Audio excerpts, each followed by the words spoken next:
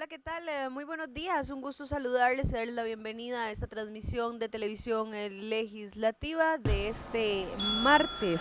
Muy buenos Comentarles días, que vamos a transmitir en este señores. momento la Comisión Permanente Especial de Derechos Humanos, donde los diputados tendrán en audiencia a José Miguel Cordero del Departamento de Asesoría Jurídica y a Jorge Urbina del Departamento de Adopciones, ambos del Patronato Nacional de la Infancia, para que se refieran al expediente 20.999, Ley para la Protección de la Vida Familiar. Los dejamos en este momento con imágenes de la comisión que acaba de dar inicio.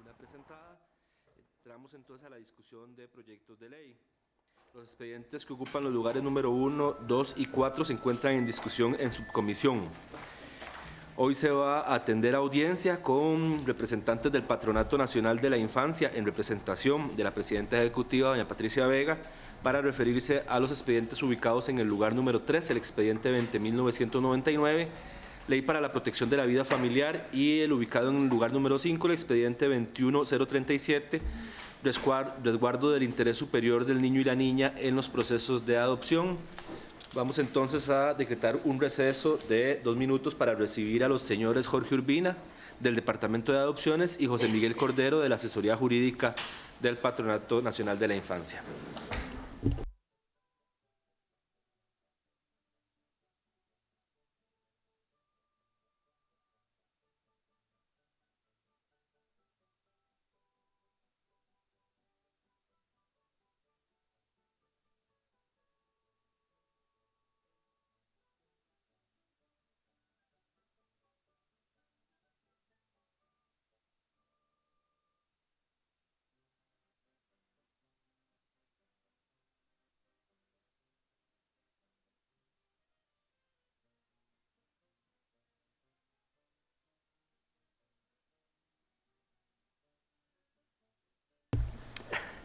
Se reanuda la sesión. Muy buenos días. Bienvenidos, don José Miguel Cordero y don Jorge Urbina, del Patronato Nacional de la Infancia. Muchas gracias por haber acudido a esta audiencia sobre 2 expedientes que están en discusión de esta comisión.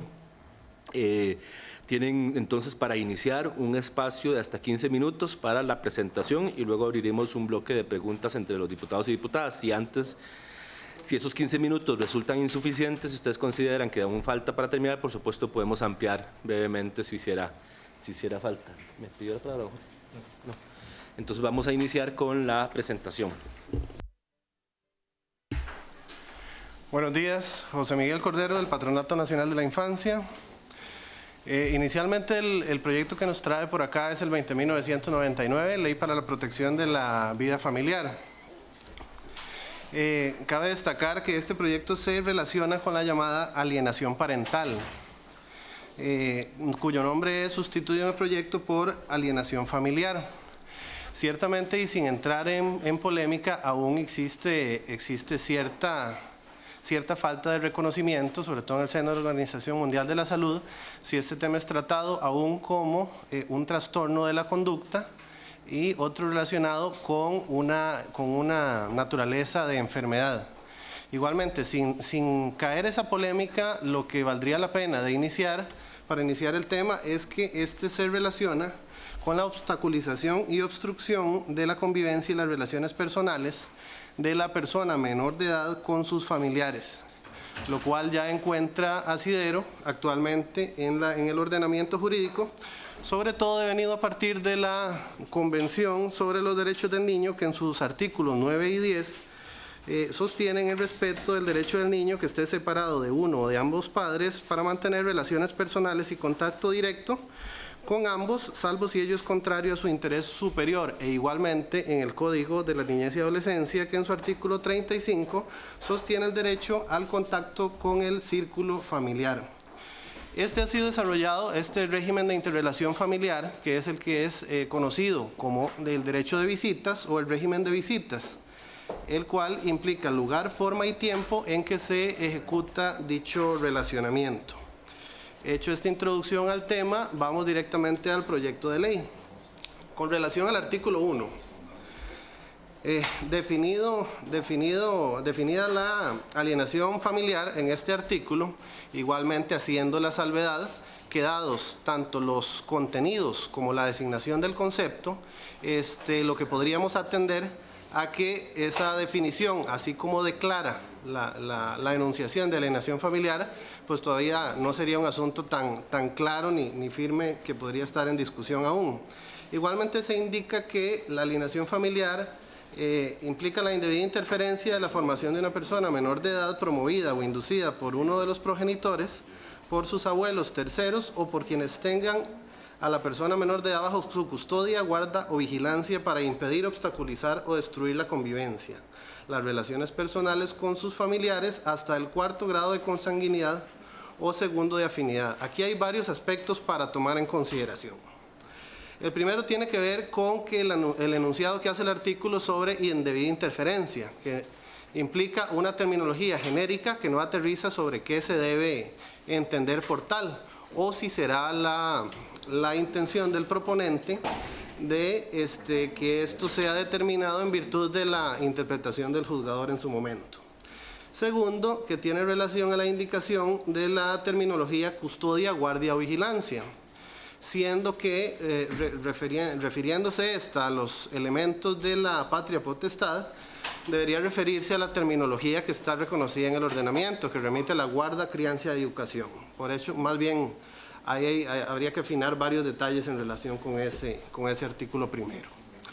En relación con el artículo segundo, este artículo enuncia las formas típicas de alienación familiar según el proponente. Da una lista taxativa de qué debería considerarse como las formas de alienación familiar. Sin embargo, aunque varias de estas son amplias, sigue siendo una lista taxativa. Y la técnica usual, ya que es conocida que la realidad siempre termina superando al derecho, y es donde a veces la interpretación del juzgador puede ser importante para demostrar la obstaculización del vínculo, implicaría que dentro de esos incisos pudiera haber uno adicional que fuera más números apertos, que tuviera una posibilidad de generar más interpretación por parte del juzgador, dado que es una lista taxativa, aunque sus enunciados parezcan ser amplios, sigue siendo una lista taxativa. El artículo tercero, titulado sobre derecho a la vida, remite más bien al establecimiento de los límites del derecho de interrelación familiar, con dos supuestos que son de mucha relevancia en este artículo, en la interpretación de este artículo. Que primero lo reconoce como tal, como un derecho de la persona menor de edad. Sin embargo, el mismo artículo también enuncia que, refiriéndose a los familiares hasta 4º grado de consanguinidad y 2º por afinidad, que estos familiares tienen derecho. Entonces, también está siguiendo la suerte del artículo, primero de hacer el reconocimiento, pero segundo, abrir una suerte de legitimación muy amplia que podría permitir, en un eventual caso, por ejemplo, de nulidad de matrimonio, de divorcio, de separación judicial, una suerte en la que existan un grupo de parientes legitimados que podrían poner en medio de la situación a la persona menor de edad, lo cual podría ser excesivo y desproporcionado. El artículo 4 remite a la competencia jurisdiccional. Indica que corresponde a los juzgados de familia del domicilio donde reside la persona menor de edad conocer toda la materia regulada en esta ley. Lejos de hacer un enunciado tan genérico, la materia regulada en esta ley es la que es reconocida por el ordenamiento como materia de interrelación familiar, es de esta forma en que debería estar enunciado, indicando que la materia de interrelación familiar será la integral conocimiento de estos juzgados. Sería como una forma más apropiada de no dejarlo de una forma genérica.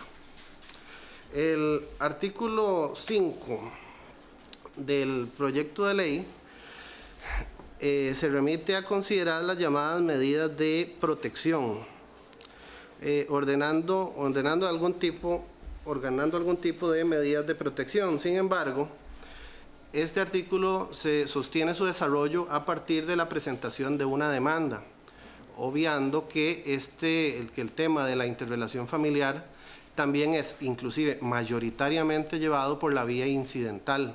Entonces se llama a no excluir esta posibilidad en la redacción del artículo, lo cual tiende a ser muy relevante, porque aunque la naturaleza de este proceso, cuando no se lleva de forma incidental es a través de un proceso sumario. En la vida real, aunque sea sumario, es un proceso bastante largo y no se debería demeritar la importancia de que se sostenga la vía incidental.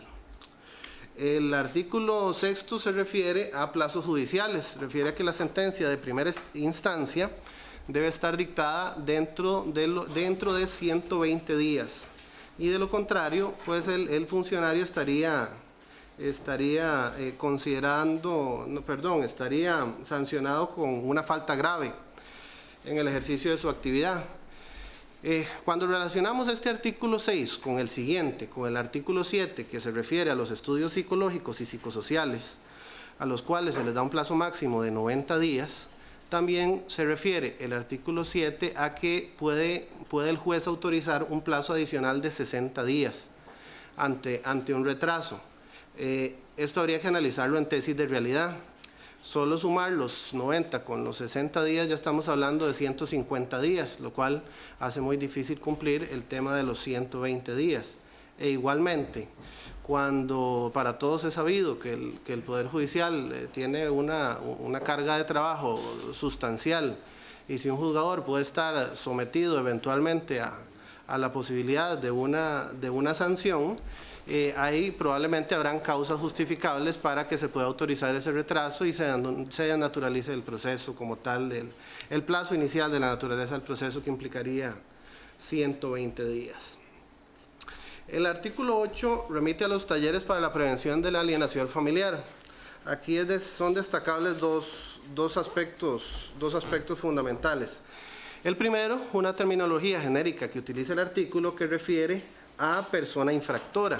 Si de la propia lectura de la integralidad del proyecto se extrae que este se lleva a través de una demanda, con la salvedad que indicamos anteriormente, el tema de la materia incidental,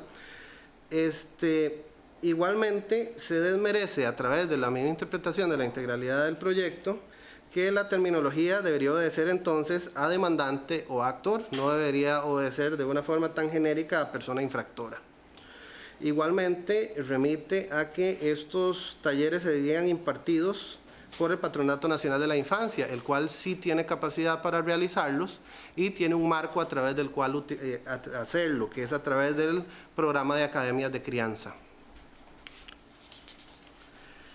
El artículo 9, titulado Fuerza Pública, remite a aquellos casos en que para disminuir el impacto psicológico de un menor o adolescente debido a la presencia de policías uniformados y patrulleras, el otro progenitor que requiera de la fuerza pública para evitar la alienación familiar y hacer cumplir las órdenes de la autoridad competente podrá solicitar agentes especializados. El proyecto no nos indica qué son esos agentes especializados, ni a la orden de quién están, quién les da dirección funcional, quién paga, y habría que ser pues probablemente el juzgador, a partir de la interpretación del mismo artículo, una interpretación de sus funciones, que bueno, podrían rondar entre disminuir el impacto psicológico, pero la cosa es que el artículo como tal no lo indica y debería ser expreso. Porque podríamos entender, si es titulado como fuerza pública, serían funcionarios de la fuerza pública, entonces serían pagados por la fuerza pública, y eso es una simple interpretación porque el artículo no lo dice. Igualmente sobre los agentes especializados, ha de notarse que se indica que la redacción, el estilo de redacción del artículo remite a ejemplificar. Remite a un ejemplo al indicar agentes especializados como psicólogos. Y el imperativo que debería tener el estilo de la redacción debería decir psicólogos y hacer una determinación de cuáles más se podrían considerar o indicar cuáles son los otros. Entonces ahí hay un problema de estilo que podría ser corregido igualmente. El artículo 10 se refiere a medidas preventivas. Aquí también hay varias consideraciones. Sobre medidas preventivas, si estamos hablando que estamos dentro de un proceso judicial, probablemente debería entender las medidas preventivas a ser un poco más administrativas, entonces podríamos considerarlas más como, más bien como medidas cautelares, Sin embargo, cuando uno ve el contenido del enunciado del artículo, pues no tienen la naturaleza de ser medidas cautelares tampoco. Más bien parecen, no todas, pero en su mayoría, parecen formas de recomendación al momento de resolver por parte del juzgador. Entonces, deberían estar situadas en otro apartado del proyecto y no como medidas preventivas, ni tan siquiera como medidas cautelares. Igualmente, el artículo 11 refiere a sanciones penales dentro de esta ley. Y implica que quien incumpla el régimen de visitas de manera reiterada por 3 o más ocasiones, con el resguardo del debido derecho de defensa, se le impondrá una sanción de suspensión de la autoridad parental por un periodo de 6 meses a 3 años. Aquí igualmente hay que tener varias consideraciones. Y entre ellas, la primera es que hoy las formas de modificación y suspensión de la autoridad parental o de la patria potestad se encuentran reguladas en el Código de Familia, no tienen la naturaleza penal. Por otro lado, si es una sanción penal, debe cumplir con las características de una sanción penal, que implican que sea personalísima, pronta, proporcionada e individualizada. Y nos trae a colación sinceras dudas sobre que sea proporcionada. Por cuanto, si en relación con la discordia generada por el régimen de interrelación, un progenitor A, por ejemplo, quiere ejercitar ese derecho al vínculo, el llamado comúnmente derecho de visitas, sobre la persona menor de edad que está en resguardo de la persona B, resulta que si la sanción implica retirar a la persona menor de edad, implicaría prácticamente una sanción que quien realmente la está recibiendo en perjuicio es la persona menor de edad. Es claro que en la vida real existe una obstaculización al régimen y es lo que hace ver la mayoría de estas iniciativas, porque esta no es la primera, hay varias en la misma corriente legislativa relacionada con el tema. Sin embargo, hay que tomar en consideración que la sanción más bien debería ser proporcionada y debería atender también a el interés superior de la persona menor de edad, que no debería ser perjudicado a partir de la sanción. Es por ende y la revisión integral que hemos de manifestar que el proyecto debería ser replanteado e igualmente este patronato ofrece su labor de participación si uno o varios legisladores tienen a bien contar con nuestra colaboración para el efecto de manejar los contenidos de esta propuesta. Eso sería. Muchas gracias. Si les parece, vamos a hacer un primer ciclo de preguntas sobre este proyecto y luego vemos el otro para poder ordenar mejor la discusión. Entonces, vamos a iniciar. Quienes deseen hacer uso de la palabra sobre este proyecto, tengo el diputado Fonseca y posiblemente la diputada Acuña, la diputada Monge.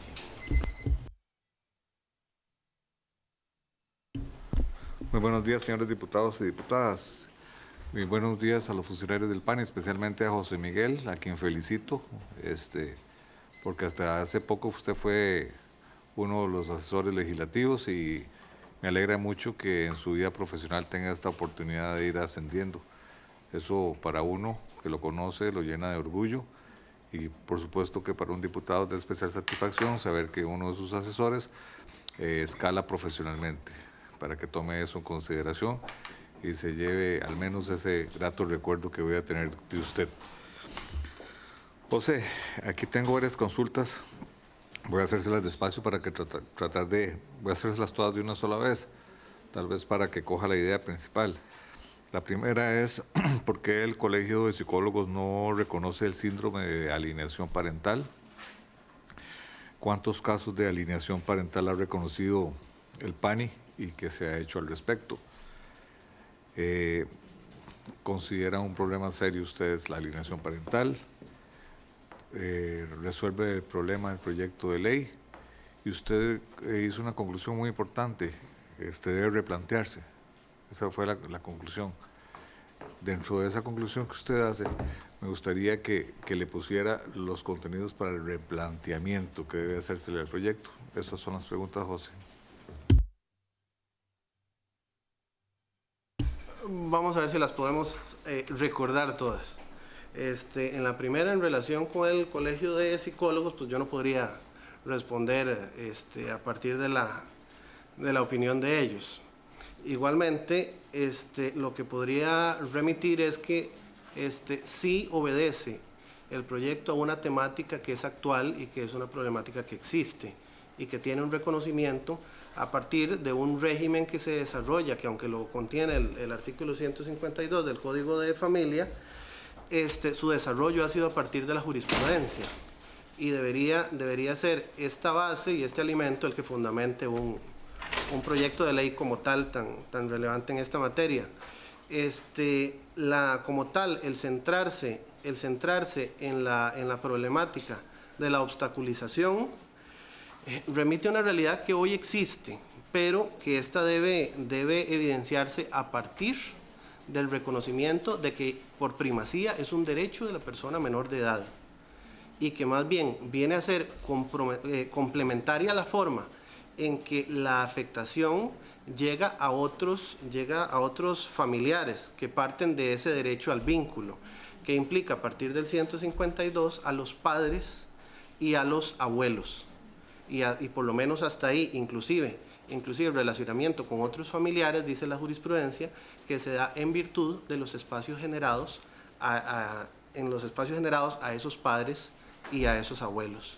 Entonces, como que darle vuelta de compartamos el derecho pleno con tantos familiares, podría exponer a esa persona menor de edad a la suerte de estar en medio de una serie de regímenes de interrelación que podrían más bien complicar la prioridad que existe sobre su desarrollo como persona, ¿verdad? que es evidentemente en un enfoque de derechos de protección de las personas menores de edad lo que más importa.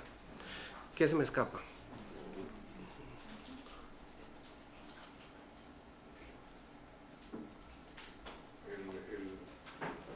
Al sumarle al replanteamiento, ¿cómo debemos replantearlo?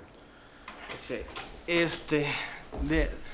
Se estuvo evaluando inclusive una posibilidad puntual, pero probablemente requiere más de un esfuerzo conjunto, porque si el régimen de interrelación es mayoritariamente desarrollado a partir de la jurisprudencia, debería existir un trabajo interdisciplinario que implique no solo el personal legal del patronato, sino también el relativo a psicología, a trabajo social y además el que tiene que ver con la judicatura, el que tiene que ver con los jueces que han sido responsables de dimensionar gran parte de los efectos del régimen. Entonces, más que centrarlo en si es una sanción penal o si debe obedecerse al mismo proceso sumario, o más bien debería atender a la posibilidad de establecer una sanción que no termine perjudicando a la persona menor de edad y su proporcionalidad. Una respuesta clara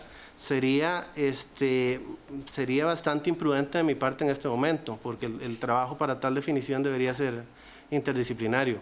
Y con lo que mencionaba sobre la documentación al respecto que podría tener el Patronato Nacional de la Infancia de estos casos, no es información que porte conmigo, pero con todo gusto la puedo hacer llegar a su despacho. Tiene la palabra la diputada Acuña Cabrera, está por 5 minutos. Muchas gracias, señor presidente. Buenos días, compañeros, compañeras. Bienvenido, compañero, y al igual que el compañero Jorge Fonseca, me sumo a felicitarlo por su crecimiento personal y en el espacio que usted está ahora desde la trinchera que Dios le ha permitido estar. Yo realmente, pues, mis preguntas iban un poco en la línea del diputado Jorge Fonseca. Nosotros sabemos que ningún proyecto de ley, a como entra a una comisión sale, ¿verdad? Siempre pasa por un tamiz de revisión importante, creo yo, que tiene que ver con la perspectiva de los diferentes señores y señoras diputados y que suma a el bienestar del país para que un proyecto salga de la mejor forma, porque creo que tampoco existe un proyecto que salga de la forma perfecta. Yo creo que es importantísimo lo que usted dice en función de poder generar ese espacio, que tal vez en la subcomisión podamos crear una mesa de trabajo y proponérsela a la coordinadora de la subcomisión, que podamos hacer una mesa de trabajo en conjunto y poder escuchar los aportes que pueda tener esa institución. Igualmente, le he pedido al asesor que haga una moción para consultar al Colegio de Psicólogos al respecto. Creo que el criterio de ellos es muy importante. Tengo entendido que no se ha presentado consulta. ¿Sí se presentó la consulta? Ok. Creo que el criterio de ellos es muy importante en relación a esta realidad, porque es una realidad que sufren los niños y niñas y como usted bien lo ha apuntado, aquí lo que nos interesa es el bien superior de ellos en relación a poder mantener ese vínculo con ambas partes y ambas familias. Así que yo no tendría más preguntas. Sí creo que de mi parte poder ponerme a las órdenes en el sentido de poder hacer las modificaciones al proyecto que sean necesarias para que un proyecto como este llegue a traer beneficio. Tengo una pregunta usted ahora hablaba de los talleres, ¿verdad?, que ofrece el PANI actualmente, los cursos en la actualidad. Una de mis intervenciones en relación al PANI específicamente es cómo debemos pasar de ser una institución reactiva a una institución preventiva que trabaje más fuerte en todo lo que es la prevención de este tipo de situaciones y otras que viven los niños y niñas en nuestro país. Así que me alegra mucho saber que existen capacitaciones y talleres. Creo también que deben existir más o engrosar ese currículum de talleres que puede dar el PANI a las diferentes familias. Siempre he sido del pensar, además, que en el Ministerio de Educación Pública debería sumar esfuerzos junto con el PANI para que dentro de las instituciones, dentro de las escuelas, dentro de los colegios, se impartan estos talleres, ya que existe la infraestructura, ¿verdad?, para hacerlo. Existe el grupo de padres, el grupo de madres, y creo que se podría sacar mucho provecho en una alianza entre el PANI y el Ministerio de Educación Pública, que busque esos espacios junto con los padres para poder crear esos talleres, esas capacitaciones preventivas en bienestar de nuestras niñas costarricenses. Muchas gracias. Tiene la palabra la diputada Monge Granados. Muy buenos días, muchas gracias, señor presidente, y bienvenidos. Viendo el artículo 4, donde habla de la competencia jurisdiccional, corresponde a los juzgados de familia del domicilio donde reside la persona menor de edad conocer toda la materia regulada en esta ley. Si bien es cierto, no tengo una especialidad en Derecho de Familia, pero 15 años laborando en asuntos de familia y viendo el proyecto, yo creo que lo que está dicho ahí ya está en el Código de Familia. Sinceramente, no veo en lo personal, ¿verdad? No creo que no es necesaria una ley, pero le hago la consulta, don José Miguel. ¿Realmente considera el PANI que es necesaria una ley de alineación parental o es suficiente con lo que ya hay en la ley o en la legislación de familia? Habría que partir de analizar varias situaciones, entre ellas los demás proyectos de ley que ya existen en la corriente, porque han sido distintas las tendencias de abordar el tema. Esta implica como la creación de un marco general como si no existiera un proceso actualmente, lo cual sí existe, pero también es válido y potestad del legislador crear un procedimiento. Hay otra iniciativa que busca más bien la modificación de los artículos que refieren a la patria potestad del Código de Familia. Porque acá, más que un marco completo, lo que podría ser más conveniente es atacar lo que está aconteciendo en la realidad, que es básicamente el problema de la obstaculización del derecho al vínculo. Entonces, probablemente esto es más corto que el entramado de un proceso completo. ¿Podría hacerse a través de reformas? Sí, probablemente es una forma más célere y más armoniosa con el ordenamiento jurídico. Muchísimas gracias. Voy a hacer la palabra voy a hacer uso de la palabra yo. Yo quería preguntar, don José Miguel, el pronunciamiento del Colegio de Psicólogos señala lo que usted señalaba al puro inicio, de que no existe en el marco de la salud mental el síndrome de alienación parental no ha sido reconocido por las máximas autoridades en materia de psicología, psiquiatría y salud, debido a que carece de consenso científico por no recurrir los criterios metodológicos científicos necesarios para ser aceptado. Es por esto que se considera un concepto pseudocientífico y por tanto se ha rechazado su inclusión en las listas de trastornos psicológicos de los manuales diagnósticos oficiales. Y bueno, hace una reflexión alrededor del proyecto, pero basado principalmente a la no reconocimiento y mal uso en algunos casos de el concepto de alienación parental. ¿A eso se refería usted al inicio? ¿Cuál es la posición de ustedes con este tema? Sí, para efectos de que es una realidad imperante la obstaculización del vínculo hoy día, entonces por eso la presentación venía en virtud de atacar el tema referente a la obstaculización del derecho al vínculo, que es lo que hoy ya tenemos en el ordenamiento y que está reconocido, antes que poder entrar con la posibilidad de reconocimiento o no de los contenidos y de la determinación del concepto. Ya tenemos contenidos y efectos vigentes en el ordenamiento que tienen que ver con la obstaculización y partiendo de la primacía del derecho de la persona menor de edad y la complementariedad en la legitimación de padres y de abuelos que da el 152 del Código de Familia. Sobre el marco que está, lejos de entrar en la polémica o este reconocimiento que ha de pasar de lo doctrinario a la efectividad de los órganos internacionales correspondientes, centrarnos en lo que ya existe porque es la problemática que hoy se está dando. ¿Puede devolverse a la primera diapositiva que usted presentó? Primera. ¿Esa es la primera? Una antes. Esta. Ok.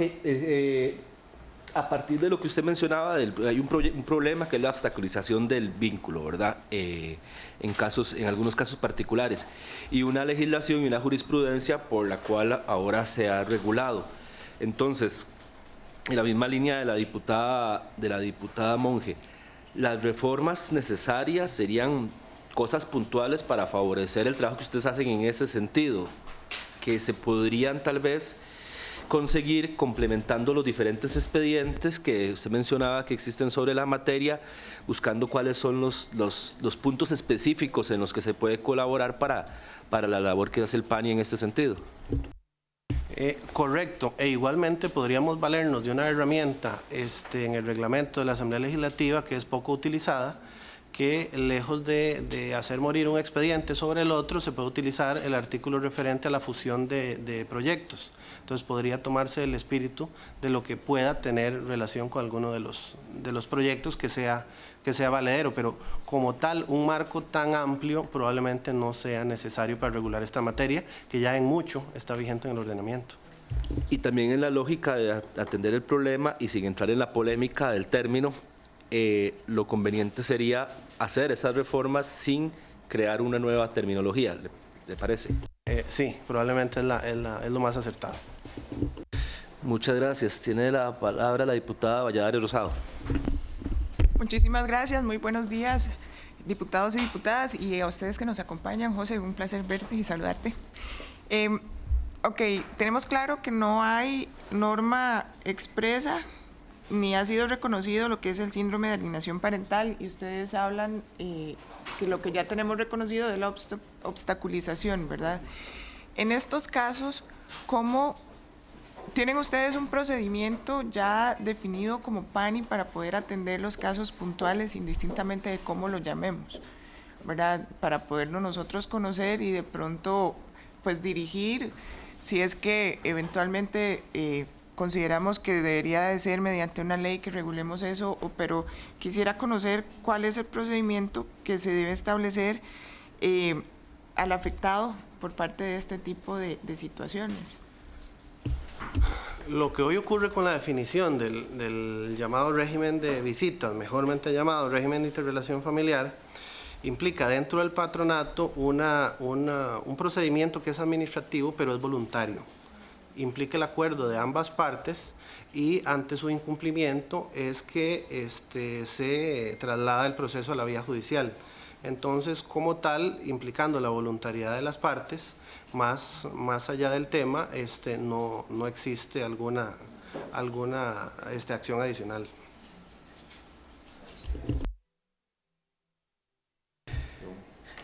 Tiene la palabra en una segunda ronda la diputada Ivonne Acuña Cabrera. Gracias.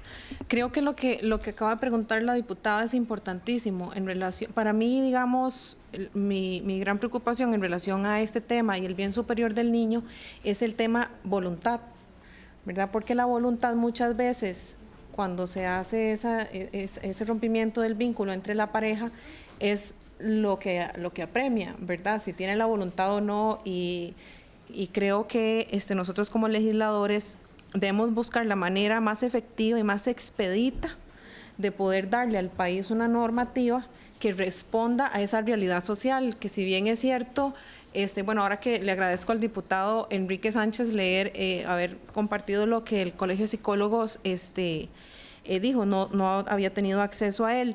Creo que es importante hacer la diferencia. Por supuesto que el Colegio de Psicólogos no va a tener un criterio al respecto, criterios técnicos, porque no está reconocido como una enfermedad o como un trastorno o como un síndrome, sino más bien es una respuesta a otro tipo de situaciones donde el niño está rodeado de agresión de diferentes tipos, puede tener, digamos, comorbilidad con otros tipos de síndromes, por ejemplo, trastornos de ansiedad, donde el niño pasa por trastornos de ansiedad o la pareja pasa por trastornos de ansiedad, ataques de pánico, pero en sí, digamos, como tal, creo que es muy válido el decir que no es una conducta, no es en sí en respuesta a una serie, sí, podría ser de situaciones que rodean una realidad dentro de una dinámica familiar nociva. Y creo que es importante, como bien lo dijo usted, buscar dentro de los proyectos que están en la corriente legislativa los diferentes criterios, ya sea haciendo un proyecto nuevo de todos ellos que realmente responda a la realidad de forma expedita, y para mí eso es importantísimo porque es una realidad, y es una realidad que viven nuestros niños y niñas todos los días, donde quieren ver a su papá o quieren ver a su mamá y alguno de los dos simplemente obstaculiza ese beneficio o esa bendición de poder compartir con ellos, descalifica a la otra persona.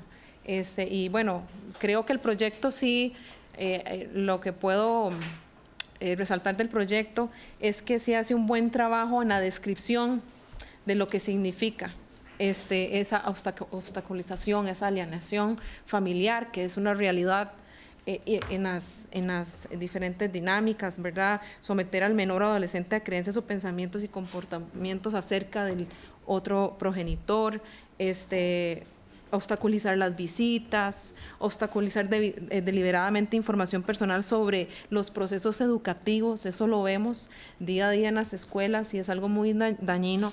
Entonces, comparto el poder buscar de la forma más expedita, haciendo alguna reforma o impulsando algún otro proyecto, o mismo haciéndole las modificaciones necesarias, metiéndole las mociones necesarias para que sea realmente un proyecto robusto, que no sea por voluntad, por reglamento, sino que haya una normativa que responda a una realidad social que nos acoge hoy en día. Gracias, señor diputado.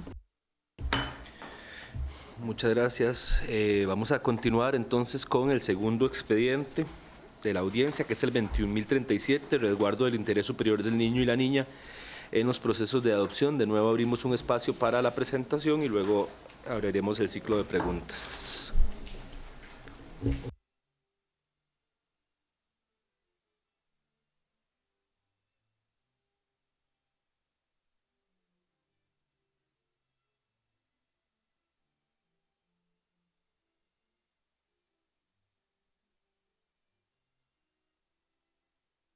Sobre el proyecto 21.037, resguardo del interés superior del niño y la niña en los procesos de adopción. Este proyecto como tal viene a adicionar un párrafo segundo al artículo 100 del Código de Familia. en virtud del cual se dispone que en relación con la adopción, su procedencia y conveniencia se determinarán a partir de los criterios técnicos y jurídicos debidamente regulados que considerarán la idoneidad de los adoptantes y primordialmente la historia, requerimientos y necesidades de las personas menores de edad en todas las áreas de su desarrollo, atendiendo su interés superior y tomando en cuenta, cuando resulte posible, su opinión. Bueno, se destaca que la primera función de este enunciado es una integración de distintos fundamentos jurídicos que hoy se encuentran vigentes, pero no se encuentran integrados en un solo enunciado. Y es un aspecto a destacar dentro del proyecto. Hoy el proceso de adopción cuenta con una etapa de corte administrativa que desarrolla acciones para la determinación de la idoneidad de los solicitantes. En este punto se verifica que esa idoneidad también sea psicológica, social y legal. Esto acompaña además el cumplimiento de condiciones ya dispuestas en el Código de Familia y en el reglamento para los procesos de adopción. Por cierto, tenemos un reglamento muy nuevo del año 2017. Igualmente conlleva actuaciones presenciales y documentales. Este mecanismo es interdisciplinario y recoge información sensible que debe ser manejada con discreción por respeto y protección de las personas menores de edad y el derecho a la intimidad y el respeto a sus manifestaciones. E igualmente se procura la intervención de la persona menor de edad en lo que es conocido como la llamada adopción psicológica, e igualmente procurando el respeto del principio de autonomía progresiva, que implica la participación de la persona menor de edad en el proceso en cuanto sea posible a partir de su desarrollo y de su capacidad de hacerlo. Lleva razón el proponente en relación a que muchos de estos fundamentos tienen que ver con el hecho de que a partir de la Convención sobre los Derechos del Niño, en el tema puntual de adopción, se reviste más el interés de esta con relación a los derechos de la persona menor de edad y no para satisfacer las necesidades o los deseos de las personas mayores de edad. Así que como tal, el Instituto de la Adopción debe procurar la definición y la ubicación de los determinados factores de riesgo que podrían dar para el ejercicio pleno de ese derecho a una familia que tiene la persona menor de edad, además de procurar también la identificación de factores protectores que además pueden robustecer el ejercicio de ese derecho. Por ende, como tal, el enunciado del artículo, si bien es cierto, muchas de las cosas que recoge ya están fundadas en la Convención sobre los Derechos del Niño, en el Código de la Niñez y la Adolescencia, la Convención de la Haya sobre la protección de menores y cooperación en materia de adopción internacional, del Reglamento para los procesos de adopción y el Código de Familia, igualmente es un enunciado que no desmerece en absoluto el reconocimiento de como tal por cuanto integra una serie de normas que ya están vigentes y evidencia igualmente que esta determinación de criterios técnicos y la idoneidad que está mencionada expresamente implica que las adopciones deben procurar esto, ¿no? E igualmente, sin ir más allá y abusarme al respecto, el experto en esta materia es don Jorge Urbina, que me acompaña, que es que es del Departamento de Adopciones del Patronato. Y sería solamente. Muchas gracias. Vamos a abrir el uso de la palabra.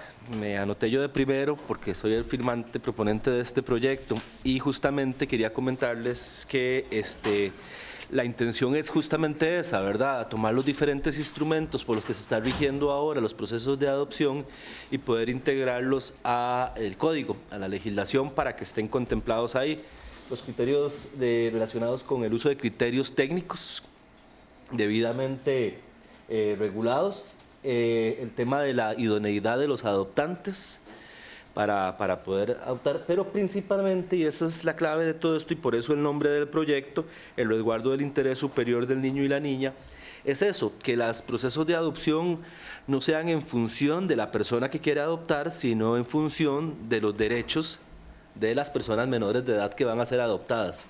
Que todo el proceso sea a partir de eso, a partir del interés, la opinión, cuando es posible conseguirla, y el resguardo del derecho de esa persona menor de edad a la familia, a la protección, a la seguridad y demás. Entonces, en realidad no tenía pregunta, nada más quería comentarles porque como proponente me parece que es un proyecto bastante sencillo, que ya en otras ocasiones había escuchado al PANI justamente hablar de la necesidad de incluir esto en la legislación con ese fin superior del resguardo del interés superior del niño, que de todas maneras está en todas nuestras convenciones y convenios que hemos firmado como país. Entonces, eso sería. No sé si alguien más quiere hacer uso de la palabra. La diputada Acuña Cabrera. Gracias. Sí, en realidad es un proyecto muy importante, considero yo, en poder resguardar ese interés superior del niño. Yo tengo una pregunta, tal vez usted me la pueda contestar, y es en relación al último párrafo. Dice, y tomando en cuenta, perdón, es que cuando resulte posible su opinión. Quisiera saber cuál es su criterio en relación a esa frase, cuando sea posible, porque en mi experiencia y como profesional en psicología, responde a una capacidad de juicio. Es decir, cuando uno lleva a cabo un examen mental a la persona, una de las cosas que evalúa es la capacidad de juicio de esa persona. Y por ponerles un ejemplo, la razón por la cual un menor de edad no conduce, ¿verdad?, o no tiene acceso a alcohol, siendo menor de edad, es porque en teoría su capacidad de juicio todavía está siendo desarrollada. Entonces, no, ¿verdad?, ante un volante tiene que tener la capacidad de juicio para tomar decisiones correctas, por ejemplo. ¿A usted le parece que diga ahí cuando resulte posible su opinión? Es decir, para mí, ¿cree que es la redacción correcta? ¿Usted cree que podríamos modificarla para que sea todavía más específico en relación a cuándo podemos tomar en cuenta nosotros o no el criterio de un niño o una niña en relación a la posibilidad de ser adoptado por una pareja, entendiendo que es un derecho del niño y la niña el tener una familia y no el derecho de las personas a adoptar, ¿verdad? Vamos a ver, mi formación es en Derecho, no es una formación técnica, ¿verdad? Entonces le voy a dar una opinión un poco más jurídica. Si usted analiza eso a partir de la Convención y a partir de los derechos fundamentales de los chicos, en realidad yo ni siquiera le pondría cuando resulte posible, yo le pondría tomando en cuenta su opinión. Porque es un derecho fundamental de los chicos que en las cuestiones que se vayan a resolver con respecto a ellos, efectivamente se considere cuál es su opinión y cuál es su posición. Evidentemente nosotros usamos o utilizamos un principio que llamamos principio de autonomía progresiva, que tiene que ver con el hecho de que efectivamente el análisis de la opinión de los chicos se realiza en función de su condición maduracional.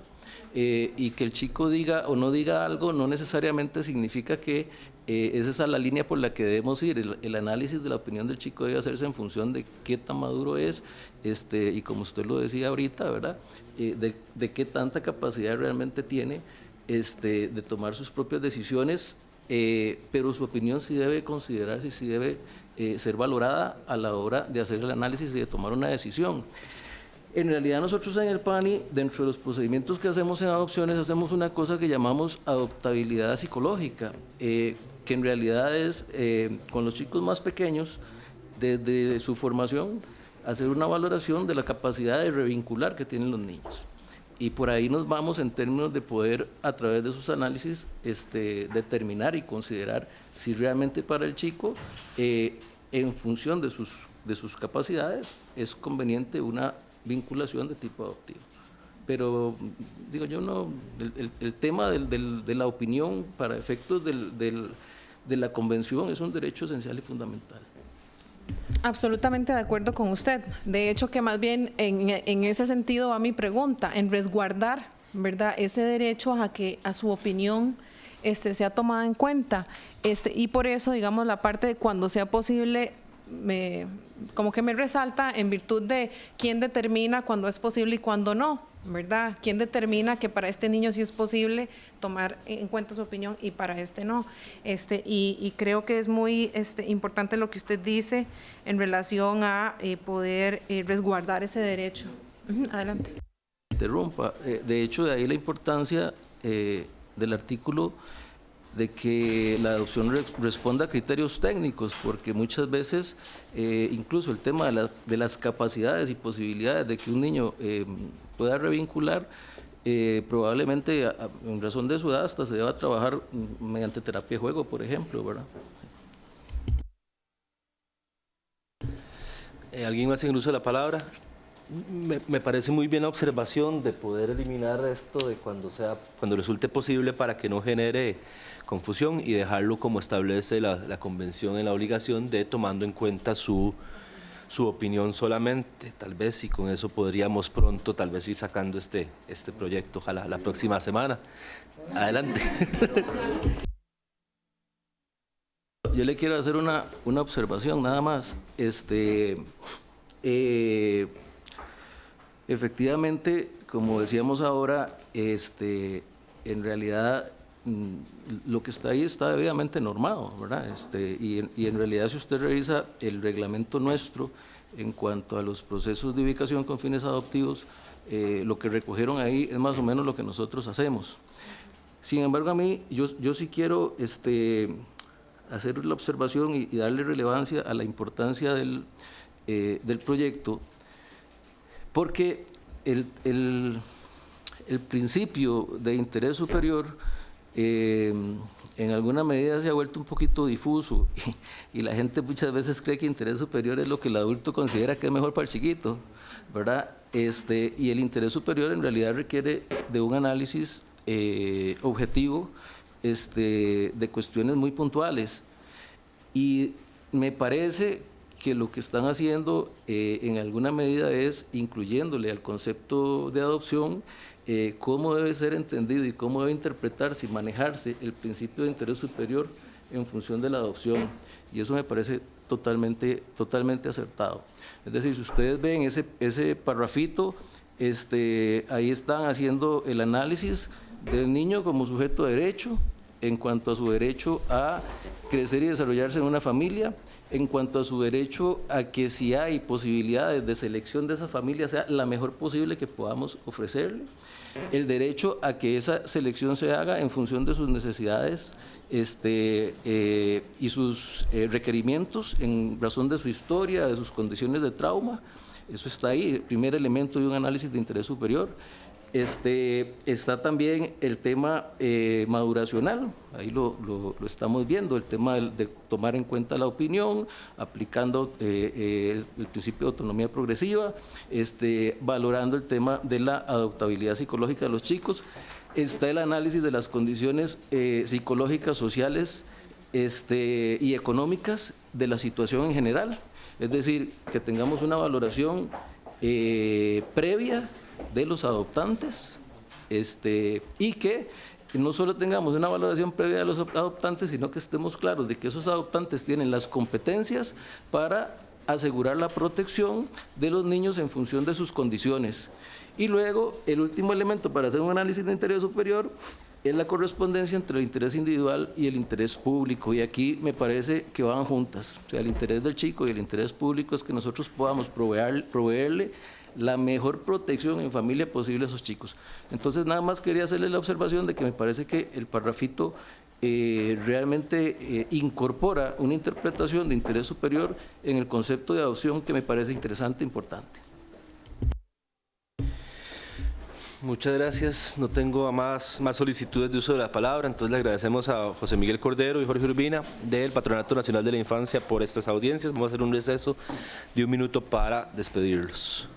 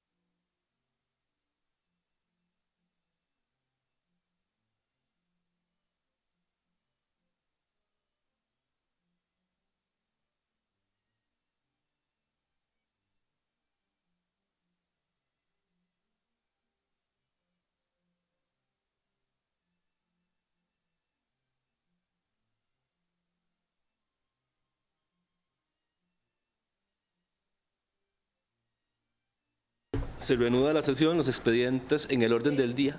Perdón. Sí, diputada, adelante.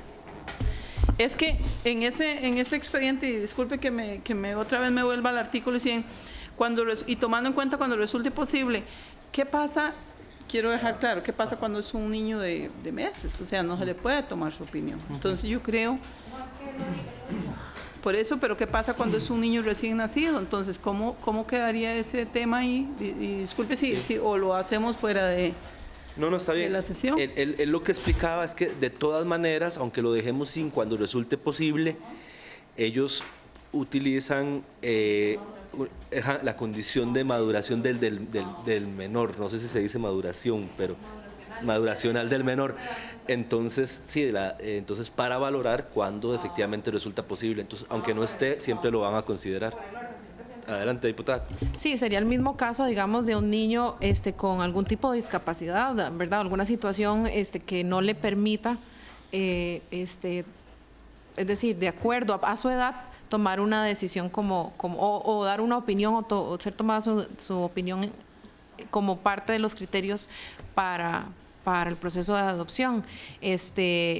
Y creo yo que lo deja muy claro, pero sí creo que si lo dejamos así, sería muy subjetivo a alguien que pueda decir, sí, para usted sí es posible tomarle en cuenta su opinión, para usted no es posible, y entonces iría en detrimento de ese derecho del niño de que se ha tomado en cuenta su opinión. Continuamos entonces. Los expedientes en el orden del día del número 6 al 14 se encuentran en periodo de consulta y discusión en las subcomisiones. En el apartado de investigaciones, el expediente que se encuentra en el puesto número 1 se encuentra en discusión de su comisión y estamos a la espera de algunas audiencias que habían sido aprobadas. Y sin más asuntos que tratar, a ser las 10:19 se levanta la sesión.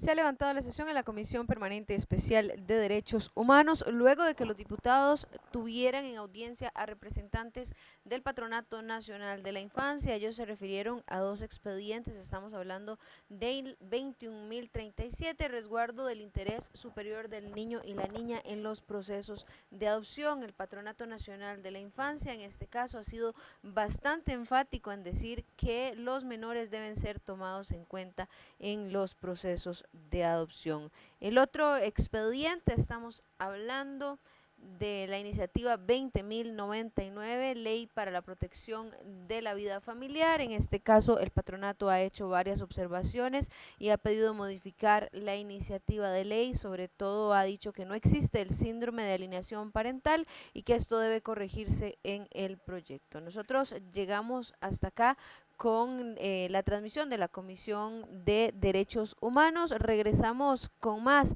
a la 1:15, transmitiendo la Comisión de Gobierno y Administración, donde estará Marta Eugenia Acosta Zúñiga, Contralora General de la República, hablando de la Ley Marco de Empleo Público. Que tengan un feliz día.